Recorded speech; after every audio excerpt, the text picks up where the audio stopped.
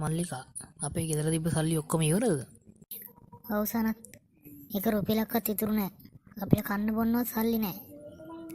මටත් හරියට වැඩක්වත් හොයාගන්න බෑනේ මේ කොරෝනා ප්‍රශ්නේ නිසා මල්ලිකා. ඒකට කමක් නැහැ සනත්. අපි පරිස්සම් වෙලා ඉන්න බෑ මොනා කරන්නත්. අපි තියෙන දෙයක් එක වෙලක් හරි හාලා ජීවත් වෙමු. ගෙදර කවුද? ගෙදර කවුද?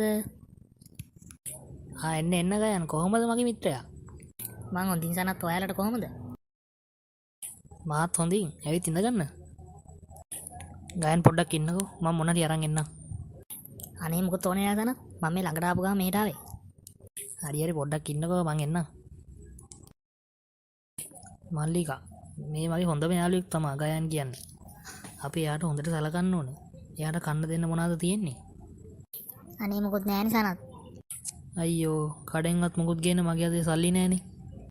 ඉන්නකෝ බලන්න. කුස්සියේ තිබ්බ පාන් පිටි පොඩ්ඩකුයි තලයට පොඩ්ඩකුයි. මං ඒකෙන් පොඩි කේක් එකක්වත් හදන් එන්නම්කෝ සනත්. අපිට නැති වුණත් කමක් නැහැ මල්ලිකා. ගෙදර ආපු අමුත්තන්න සලකන්න එපේ අපි. ඔව් සනත්. ඒක අපේ යුතුයකමනේ. ඔයා හදලා කතා කරන්නකෝ. මං එතකන් ගයන් එක ටිකක් කතා කරගෙන ඉන්නම්. ගයන් මේ දවස්වල වැඩ කොහමද? වැඩ නම් අඩුයි සනත්. මේ කොරෝනා ප්‍රශ්නේ නිසා. ඔව් ඒක නම් ඇත්ත. සනත් පොඩ්ඩක් එන්න. ගයන් මට විනාඩියක් දෙන්න මම ඩක් ගාලා එන්නම්. මේක දෙන්න සනත්. මේ කාලා බලන්න ගයන් රසයිත් දන්නේ නැහැ ඉතින්. අයියෝ මහන්සිත් වෙලානේ ඔයාලා. හරිම රසයි. වයිෆ් හොඳට හැම හදන්න පුළුවන් වගේ නේ.